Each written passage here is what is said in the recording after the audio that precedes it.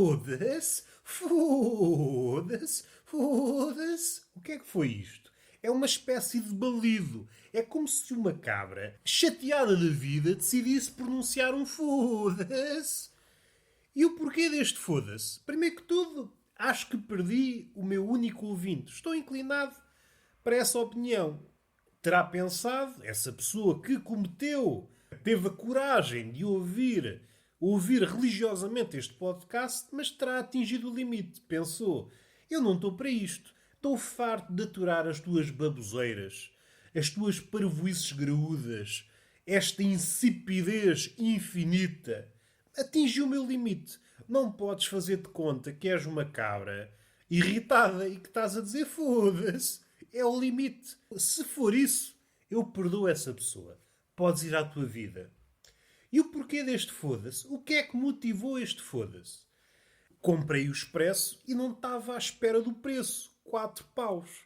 4 paus por um jornal. Então, mas vivemos aonde? Na Noruega? Está tudo maluco dos cornos ou quê? Eu sou uma pessoa que compra usualmente o público às sextas-feiras. É o único que eu compro, não compro mais, não compro menos, nos outros dias não quero saber. Não é que não queira saber, mas eu sou uma pessoa, vá, razoavelmente ajuizada e já entendi que as notícias se repetem. Isto tanto é válido no formato escrito como no formato televisivo. No caso limite, temos a CMTV, que andou ali a engonhar, a engonhar, a engonhar o dia todo com o mesmo GIF. 30 segundos de notícia. Vá, às vezes nem é notícia, é aquela notícia entre aspas. E andam ali a engonhar, a engonhar, a engonhar. Estamos aqui a falar de um problema mais graúdo que não nos interessa falar. O problema dos canais noticiosos em Portugal.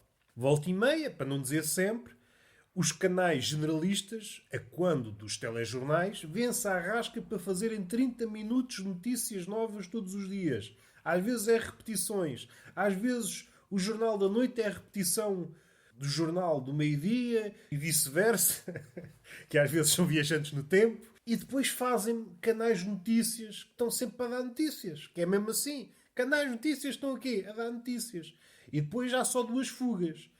Ou os canais de notícias passam a não dar notícias, ou pegam numa coisinha que às vezes não é notícia, uma migalhinha, e andam ali a ordenhar os 30 segundos de uma suposta notícia. Já houve pessoas a pensar isto. Será que o pessoal da CMTV e outros como eles andam aí a criar serrabulho no mundo real para ter qualquer coisa para conversar? Isto é uma visão talvez já insuficiente. Porque nós sabemos, ou pelo menos alguém há de saber, que há dois mundos. Há um mundo vá físico e um mundo virtual. Antigamente havia uma fronteira bem delimitada. Sabíamos distinguir o que era um mundo palpável, onde as pessoas se movem, e um mundo virtual, onde a loucura acontece. O que sucede é que nos últimos tempos, e graças à pandemia ainda acelerou mais esse processo, é que é cada vez mais difícil a distinguir os dois. Até porque o homem típico passa cada vez mais tempo no mundo virtual. Aproveitando isso, muitas vezes o que acontece é que há muito sarrabulho no mundo virtual. E isso é já um problema. Não ouço ninguém dizer, é pá, o mundo. Não quer dizer que na pandemia agora há muito sarrabulho. Não é um bom exemplo. Mas, finda a pandemia, há mais sarrabulho no mundo virtual do que no mundo real. E até se calhar, em tempo de pandemia, se fôssemos analisar o número de conflitos que há nas redes sociais e o número de conflitos que há no mundo dito real, perceberíamos que o mundo virtual é um mundo selvagem, é um mundo bárbaro, onde não podemos regressar sem mazelas. Nós fazemos login na conta do Twitter e, envolvidos 10 minutos, já temos uma cicatriz de alto a baixo. Já vamos um chapadão e um pontapé no cu. Tudo porquê? Porque escrevemos olá e há pessoas que se ofenderam. Só para verem o lado bélico das redes sociais. O mundo não está para festas. Mas ainda dá para respirar um bocadinho. Ao contrário das redes sociais. E os jornais aproveitaram-se disso. Não é por aqui que nós queremos ir. Eu quero dar um passo atrás. Sou uma pessoa que compra apenas o público. É suficiente. As notícias repetem-se. E hoje cometeu a loucura de comprar também o Expresso. 4 paus. Assim, epá, mas que é isto, amigo? Que é isto? 4 paus. mais 4 paus e comprava um livro de poesia. Epá, 4 euros para um jornal. Está bem que é muita coisa, é uma revista, é mais umas merdas. 4 paus por um jornal. Senti-me enganado. Só não fui beber para esquecer as mágoas porque os cafés estão fechados. Quer dizer que estamos em pandemia, não é? É uma coisa que eu ouvi dizer. E Portugal parece que está bem classificado no que toca a mortes por milhão. Ninguém dava nada por ele. Na primeira vaga, o milagre português. E depois o Papa foi ver, isto se calhar não é milagre. Afinal não há santos nenhuns. Pessoas andam aqui a candidatar milagres e depois não é nada. É só baboseiras. Agora Deus castiga. Vamos respirar fundo. As condições não ajudam Portugal. Nós não somos bons a planificar nada. E a pandemia só se resolve com planificação, pensando a longo prazo, pensando no pior cenário. Isto só com desenrascanço não vamos lá. As coisas repetem-se e parece que não há. Parece que somos sempre apanhados desprevenidos. Uma terceira vaga. Quem é que estava à espera? Ninguém pensou no cenário de que, se as escolas fechassem, como é que era? Como é que íamos fazer isto? Como é que vamos reparar as desigualdades? É que há muitos putos que não têm acesso à internet, não têm computador. Se não me engano, são 250 mil putos. 250 mil putos. É muito puto. A pandemia foi boa nisso. Foi às definições do contraste e aumentou o contraste.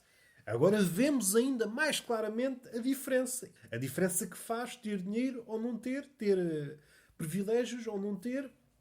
E isto, começando logo numa tenra idade, podemos estar a condenar os putos a um futuro fodido. Antes disto, antes da pandemia, já estavam mais ou menos com o destino traçado. Mas havia sempre alguém que conseguia sair a esse fado em situações de precariedade, precariedade familiar. E a escola servia como última. Não é a última, porque há sempre outras hipóteses, mas uma janela muito favorável para dar o salto para novas oportunidades. E parece que estamos a condenar já o futuro logo desde muito cedo. Uma coisa que marcou agora nestes últimos dias foi uma notícia. Até acho que há imagens e vídeos, apesar do governo egípcio ter tentado ocultar isso. Um hospital em que faltou a luz e os infectados com Covid, que estavam ligados às máquinas, morreram todos. Essa imagem, a descrição dessa imagem, salvo erro, até o Gonçalo M. Tavares no Expresso fala nisso. É uma imagem poderosa, esta imagem de que... Porque está a ocorrer um pouco por todo o mundo. No Brasil, salvo erro, em Manaus, o oxigênio está a acabar. E isto leva-me aqui a pensar quase numa distopia. Numa coisa que nós dizíamos a brincar, e tantas coisas que dissemos a brincar e agora são realidades palpáveis. Esta corrida ao oxigênio, no limite, se a coisa se prolongar indefinidamente da pandemia, esta coisa do oxigênio se tornar um bem quase como se fosse ouro, esta busca pelo oxigênio pode causar aqui uma mudança no mundo a todos os níveis. Está a ficar complicado. Já temos a variante do Reino Unido, a variante do Brasil e da África do Sul não hão de demorar muito a cá chegar. E às tantas, Portugal vai tornar-se um cocktail de variantes. E o que é que isso pode causar, ninguém sabe. Hoje no público havia um especialista que, no pior cenário, chegaríamos... No pior cenário, que não é o pior, mas se as coisas continuarem como estão, talvez chegue aos 20 mil casos já nos próximos dias. E esta incapacidade de fazer frente ao vírus causa-me insónias. Já não é aquela questão de ganhar ao vírus. A questão é tentar não perder por muitos.